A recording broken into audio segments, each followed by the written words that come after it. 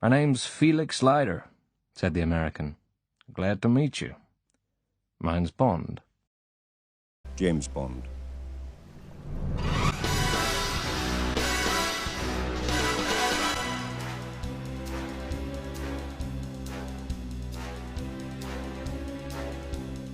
In 1953, British writer Ian Fleming introduced the entire world to the newest literary phenomenon, James Bond, 007.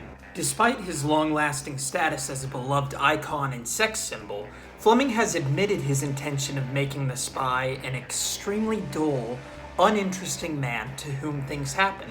In his 1962 interview with The New Yorker, he described Bond as a blunt instrument and admitted to naming the character after an ornithologist known for his exhaustive handbook, Birds of the West Indies. You might be wondering what connection there is between species of birds found in the Caribbean Sea and a cold-blooded secret agent. There isn't any. Well, other than the fact that Ian Fleming was amused by the ornithologist's stale, uninteresting name. You see, James Bond wasn't so much a complicated, layered character as he was an emblem of British masculine heroism, while the Western world's anxieties of communism worsened. World War II was over, and the United States and Britain grew skeptical of the Soviet Union. Led by Joseph Stalin, these former allies were transparent in their desire to expand communism across the globe, posing a major threat to nations with capitalist principles. Of course, this wasn't just misguided paranoia. The 1949 Soviet attack bomb test and reports of infiltration within the United Kingdom provided Brits substantiated cause for concern. What will the British do? Who's gonna stop them?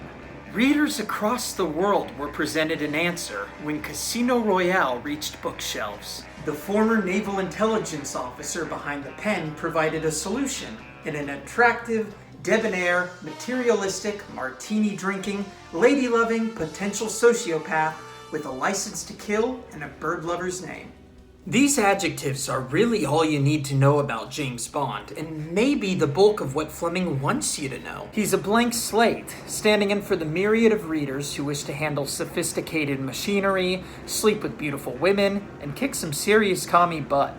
Yes, it should be obvious that 1950s men were the initial target audience for the Bond series, a demographic that becomes especially obvious throughout the protagonist's frequent misogynistic tirades. Liar. After me.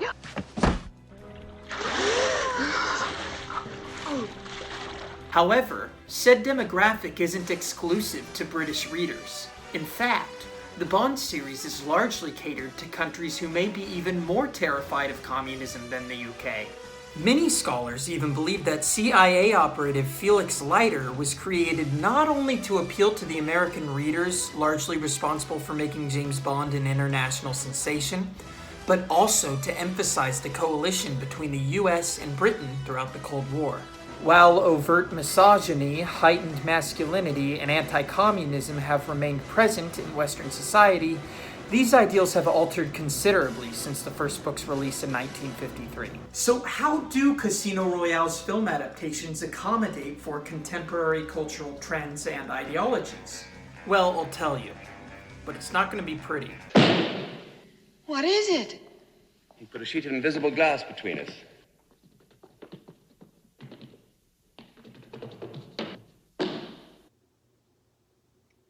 I tried to warn you. The first film adaptation of Bond's debut novel was released in 1967, 5 years after Sean Connery brought 007 to the silver screen for the first time. Despite Connery being the established Bond actor in a series of Eon-produced spy films, rights to a Casino Royale adaptation were passed around several miscellaneous producers, eventually gaining distribution rights from Columbia Pictures, an American studio. A salary dispute with Connery and absolute lack of affiliation with the Eon films led to a complete revamp, and what was once an earnest attempt at espionage cinema was quickly updated into a spoof film. You don't want to worry about him. He's not one of our trainees. He's our security man. See. That's right. This Casino Royale was downright silly. A creative decision made partially to avoid confusion with the ongoing Eon franchise, and partially because there was really no other choice. Production was utterly chaotic, with lead actor Peter Sellers refusing to shoot many of his scenes, 6 directors stepping in and out of the process, and at least 10 writers lending contributions to one of the most convoluted, nonsensical screenplays ever made. The screenwriters and marketers disguised the disastrous missteps by embracing eccentricities, flaunting an all-star cast, and exploiting 1960s counterculture with surreal, psychedelic sequences. The movie makes absolutely no sense, but during a time of farcical, star-studded comedies like It's a Mad, Mad, Mad, Mad World, it didn't really have to. These attempts at disguising production failures nearly paid off, as it somehow managed to make profit despite being one of the most expensive films made up to that point.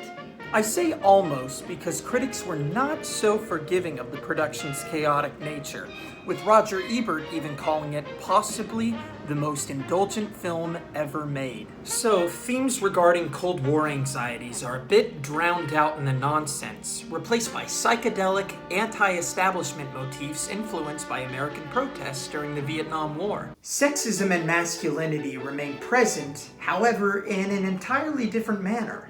The type of hypermasculinity possessed by James Bond became vulnerable to many when the 1960s women's liberation movement gained momentum.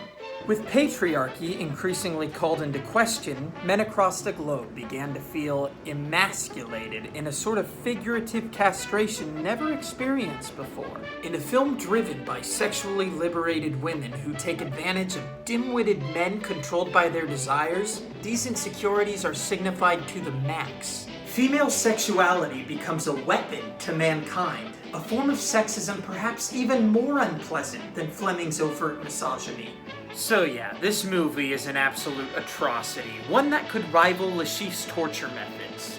Can we stop talking about it? Surely the 2006 reboot is less problematic after 39 years of learning and growing? Right?